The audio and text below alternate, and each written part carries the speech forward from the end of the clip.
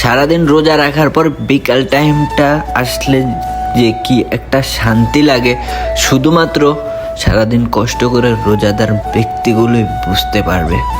বিশেষ করে সারাদিন পরে আজকে রাস্তায় বের হলাম, বিকাল 5টা বাজে, কিছু কেনাকাটার জন্য বাইরে বের হলাম।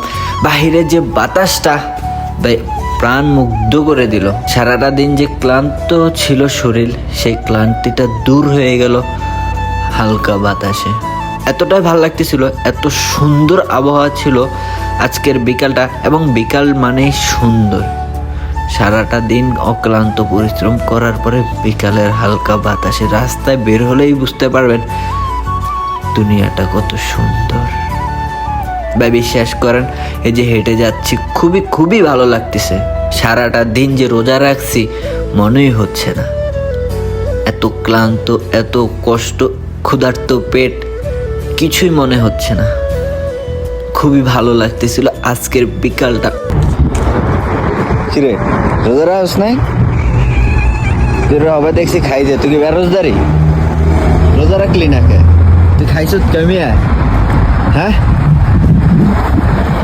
রাস্তা দিয়ে যাইতেছিলাম আর সামনে বিড়ালটার আমি দেখতেছিলাম কিছু একটা খাইতেছি। তো সামনে যেয়ে আমি যখন ভিডিও করতে নেই, বিড়ালটা আমাকে দেখে দৌড় দিয়ে চলে গেল। তো আমি তার সাথে একটু দুষ্টামি করে চলে আসলাম। বললাম, তুই রোজা রাখলি না কেন, খাইলি কেন?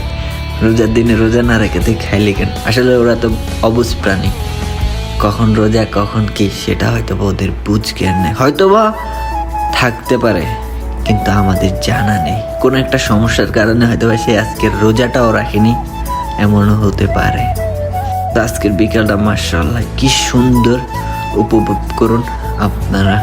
আর হ্যাঁ, যারা রোজা রাখে তারাই বুঝতে পারবে বিকালের সৌন্দর্য, বিকালের হাওয়া, বিকালের আবহাওয়া প্রাণমুগ্ধকর একটি জিনিস। তো যারা রোজা রাখেন না, বেরোজদারিদের উদ্দেশ্যে ছোট্ট একটি কথা বলবো, সারাটা বছর খাইলেন, একটি মাস না খেয়ে থাকলে অসুবিধা কিচ্ছু নেই। আর সারাটা দিন না খেয়ে থাকলেন অথচ রোজাটাই রাখলেন না, এমন হাজারো মানুষ আছেন। তো তাদেরকে বলবো, যদি পারেন রোজা রাখার চেষ্টা করেন। দীর্ঘ 1 বছর পর রমাদান মাস আসে। 1 বছরে 12টি মাস, 11টি মাসে আপনি খেয়ে কাটালেন।